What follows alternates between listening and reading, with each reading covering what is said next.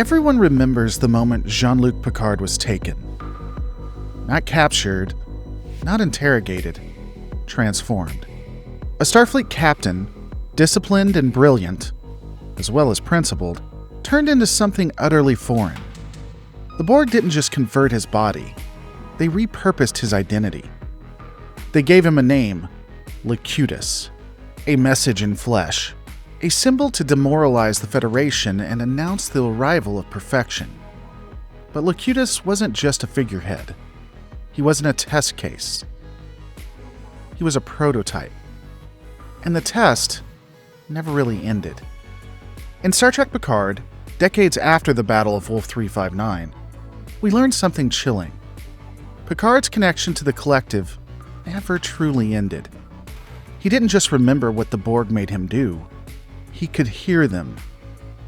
Always. That wasn't just trauma. It wasn't some lingering psychic echo. The truth was buried in his biology.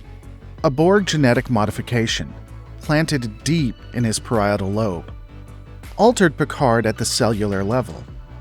Even after every implant was removed, even after every scan said he was clean, in the end, the real truth was, he wasn't. The most terrifying part? He passed it on. Jack Crusher, his son, was born with the same mutation.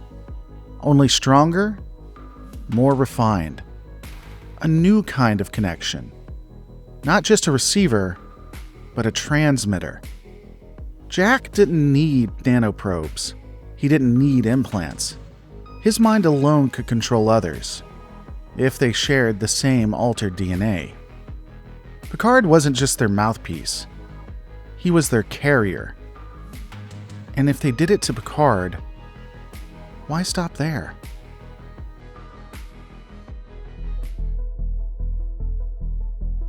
To understand the Borg failsafe, you have to understand the process itself.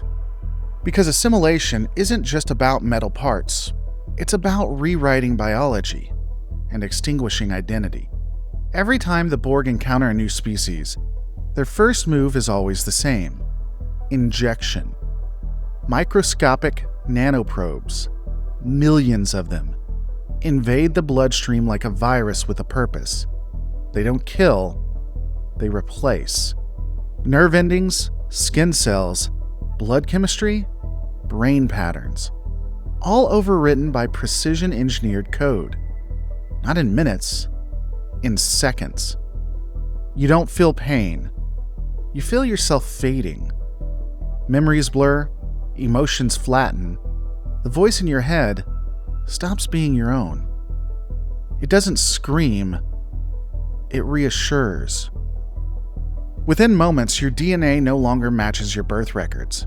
It begins reshaping itself, stripped of individuality, rebuilt to meet a design older than your species. It's not an infection, it's a remodel. And it happens regardless of who you are. Human, Vulcan, Klingon, Boolean. The Borg don't discriminate. They streamline. Once your biology accepts the new code, the hardware follows. The cortical node is installed deep within your brain, an emotion suppressor, a command receiver, and a behavioral override. It doesn't erase your thoughts, it buries them, drowns them in unity. Even if you're disconnected from the collective, the cortical node often remains, silent, waiting, a dormant signal booster, or a time bomb. Which raises a darker question. If every assimilated being is rewritten this completely, what else could be embedded that rewrite? Could the cortical node be only a part of it? Could the real payload be biological, a subroutine, a hidden directive, a failsafe embedded in the double helix? We already know that former drones like 7 of 9 could sense nearby Borg. Hugh retained a passive link to others like him. And in Voyager's Unity, a disconnected collective was able to reestablish neural contact without implants. They were never free, they were simply asleep. The Borg didn't just take the present, they built a failsafe into the future.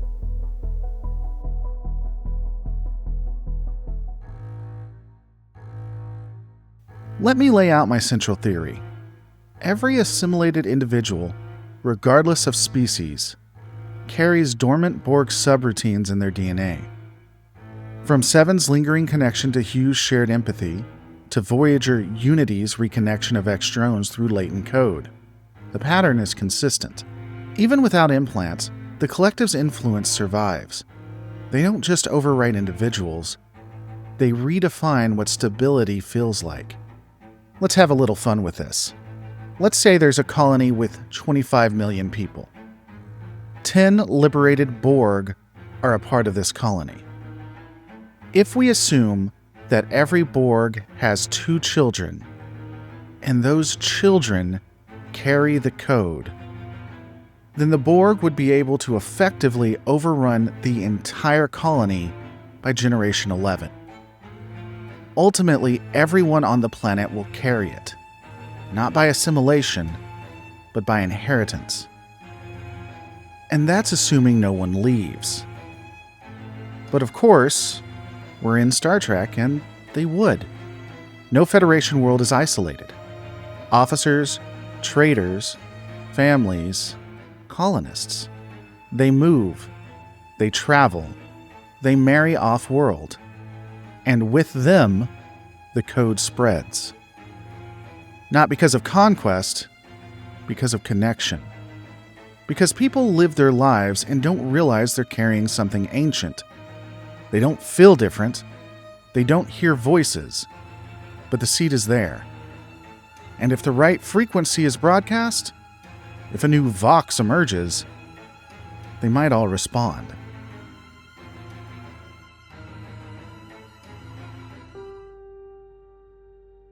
In Picard Season 3, we learned something horrifying. Starfleet's own transporter systems had been compromised. Every time a young officer beamed aboard, their molecules were taken apart, reassembled, and rewritten. Not visibly, not with implants, but genetically. Hidden in the pattern buffers was a fragment of Borg code, originating from Jean-Luc Picard himself. His altered DNA had been stored, duplicated, and was silently replicated across the Federation. Every away mission, every shuttle swap, every promotion to a starship assignment, one by one, young officers were converted into carriers. They weren't drones, nor were they weapons. Not yet. They were just modified, quietly, until Jack Crusher, Vox, spoke to them, and they answered. Now let's be careful. This wasn't the Borg's doing, not directly. In this case, the transporter manipulation was the work of the changelings, infiltrators with their own agenda. But the reason it worked so perfectly is because the Borg code was already there. The infrastructure of assimilation had already been laid. All it took was a push. But this raises a broader question. What about the rest of the galaxy? The Dominion, the Klingon Empire, the Romulans, the Ferengi. No changelings altered their transporter systems. But could the same result happen anyway? What if the Borg planned for that too? What if, during assimilation, they didn't just change the host, but planted subroutines, digital parasites inside every liberated civilization's technological base? Code embedded in starship firmware, medical algorithms, replication protocols, and as we've already discussed, transporter architecture. The kind of code that doesn't do anything until someone updates the system.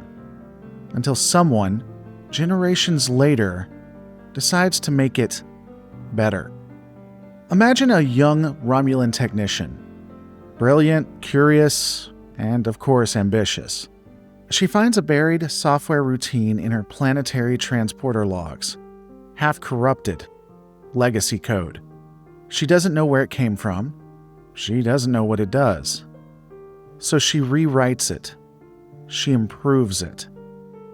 And just like that, she activates something older than her world's resistance to assimilation. The Federation wasn't the only society infiltrated.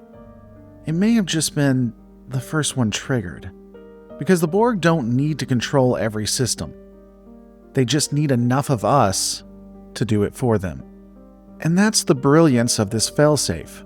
Some civilizations, like the Federation, were contaminated through their transporter systems, thanks to deliberate sabotage. Others may activate organically, by accident.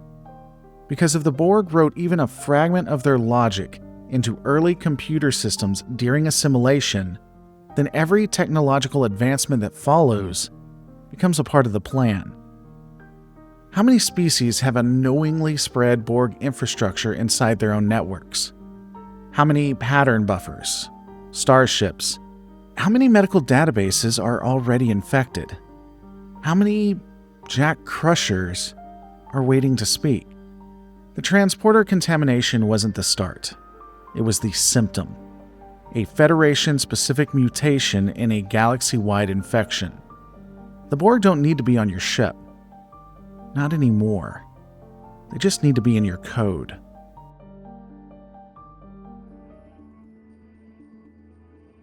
The Borg have always been terrifying because of what they take. Your ship, your body, your mind. They assimilate everything. But this is different. This is slow assimilation. It doesn't begin by taking your ships. It begins by taking your children. They're born free, but not clean. Born with whispers they don't understand. Born carrying code they didn't consent to. Weapons do have weaknesses. Cubes can be destroyed. Drones can be freed. Queens can be outmaneuvered. But a genetic failsafe buried in millions of citizens across dozens of worlds, there's no shield for that. There's no red alert, no countdown. It doesn't strike from the sky. It waits in silence. And then it activates. The brilliance of this design isn't its power. It's its deniability. No one blames the Borg when a child is born with strange neural traits. No one checks a civilian's genome for buried subroutines. Because the drones aren't there. They are gone. The war's over. The collective was defeated. Or so we think. But if every assimilated individual becomes a vector, if every family line touched by the Borg becomes a distribution channel, then the entire quadrant is living in a false sense of security. Every ship, colony, and academy can potentially host the next Vox. The collective used to conquer with cubes. Now they conquer with patience. This isn't a weapon built for open war. It's built for inevitability. Because once the seed is planted, the only question is when, not if, it will grow. The Borg were never just machines. They were life forms with a purpose. They adapted, survived, and ultimately would spread. We used to think assimilation was a weapon. It wasn't ever that. It was a life form. And life doesn't invade, it evolves. The new strategy isn't about nanoprobes or implants. It's about biology. It uses genetics instead of force. It programs instincts instead of overriding thoughts. It waits, generation by generation, for the right conditions to flourish. And when it does, it doesn't look like conquest. It looks like growth. The Borg don't need to attack anymore. They've become something else entirely. A biological ideology passed from parent to child, hiding in bloodlines, cloaked in the illusion of free will. You don't need to be forced to serve the collective. You just need to believe the voice in your head was always your own. Because the drones aren't there, they are gone. The war's over, the collective was defeated. Or so we think. But if every assimilated individual becomes a vector, if every family line touched by the Borg becomes a distribution channel, then the entire quadrant is living in a false sense of security. Every ship, colony, and academy can potentially host the next Vox. The collective used to conquer with cubes. Now they conquer with patience. This isn't a weapon built for open war. It's built for inevitability. Because once the seed is planted, the only question is when, not if, it will grow.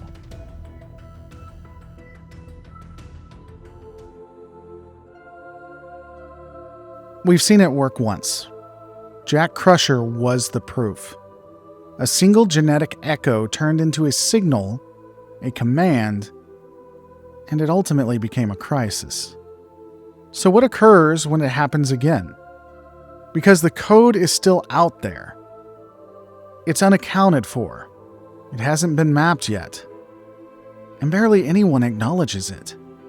Spread across species, cultures, colonies. And it only needs one thing: a trigger. Maybe it's a neural event, a psychological break, a sudden flash of clarity in a crowded room, a voice that no one else hears or understands until they do. Maybe it's a transmission, accidental or deliberate, a rediscovered Borg beacon, a ship that should never have survived, a failed software patch in an old transporter array. It could also be something simpler. It could be a lonely Klingon, a Bolian that has experienced loss, or maybe a Cardassian that is experiencing desire. Because the collective doesn't need technology to find you. It just needs a moment of vulnerability. And that's the real danger. You wouldn't know it's happening. You wouldn't see people collapse or transform. You'd see them agree, all at once, without discussion. A captain issues an order, and half the bridge executes it before it's spoken aloud. A colony receives a distress call, and no one questions where it came from. A child walks into a crowd, and people follow. You wouldn't call it assimilation. You'd call it synchronicity. You'd call it unity. And by the time you realized what it really was, you'd already be a part of it.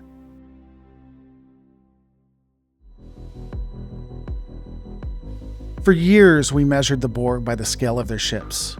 We feared the sound of the cube, the hum of the collective, the voice of the Queen. But we were listening for the wrong thing. Because the arrival of a Borg cube isn't the scariest thing anymore. The Borg just need to be remembered. Every assimilated mind leads to an altered genome, a line of forgotten code. And that infrastructure ultimately wasn't a failure. It's just setting up the pieces for the board. There will be no invasion, no cube in orbit, no declaration. Just a signal, a moment, a single voice answered by millions who don't know they've already said yes. That's the genius of it. You can't defend against what you are. You can't resist something written into your definition of self. You'd never have any inclination to fight it. Why would you? You'd rationalize everything happening. You'd call it something else. Was it unity? Maybe it was clarity. Ultimately, everyone would agree it's peace. And by then, the question isn't about how to stop it. The question becomes whether you ever really wanted to. The Borg don't need to return. They're already here. They're in our code, in our blood, in the future of our children. And we let them in. One freed Borg at a time.